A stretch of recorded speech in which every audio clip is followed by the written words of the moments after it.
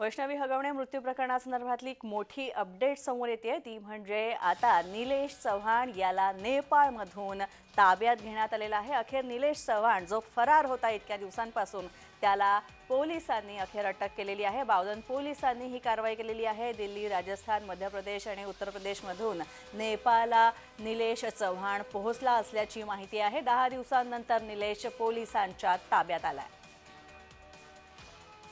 आपण पाहतोय निलेश चव्हाण अखेर पोलिसांच्या ताब्यात आलेला आहे।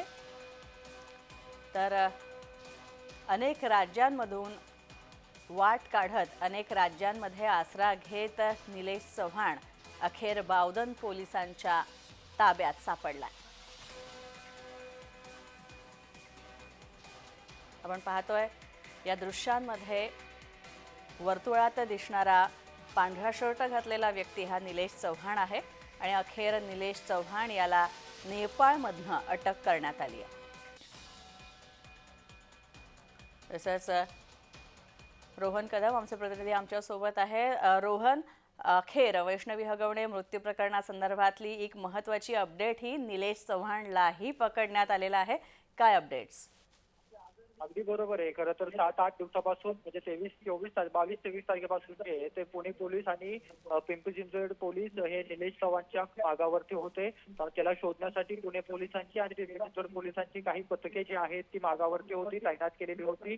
काही प्रमाणामध्ये माहिती इनपुट असे मिळत होते की निलेश चव्हाण हा राज्याच्या बाहेर पळून गेलेला आहे आणि त्या अर्थाने देखील शोध जो आहे तो निलेश चव्हाणचा केला जात होता। आणि अखेर आता बावधन पोलिसांना जो आहे तो निलेश चव्हाण काही वेळापूर्वी सापडला आहे। बावधन पोलिसांना सापडल्यानंतर त्याला ताब्यामध्ये घेतलेला आहे।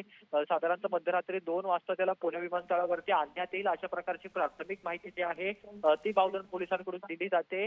परंतु नेमकं त्याला आता विमानाने आणणार आहे तर मग तो कशा रीतीने त्याला अटक दाखवतील आणि उद्या जे आहे ते त्याला किती वाजता कोर्टामध्ये दाखल करतील आणि कोर्टामध्ये दाखल केल्यानंतर नेमका काय रिमांड रिपोर्ट सादर केला जाईल आणि त्याची पोलीस कोठडी किती दिवसांची दिली जाईल आणि त्यानंतर खऱ्या अर्थाने तपासाला जी आहे ती सुरुवात होईल। कारण का निलेश चव्हाण आणि करिश्मा हगवणे या दोघांना देखील समोरासमोर बसून बावधन पोलिसांना जे आहे ती वैष्णवी हगवणे मृत्यू प्रकरणामध्ये चौकशी करायची आहे, तपास करायचा आहे।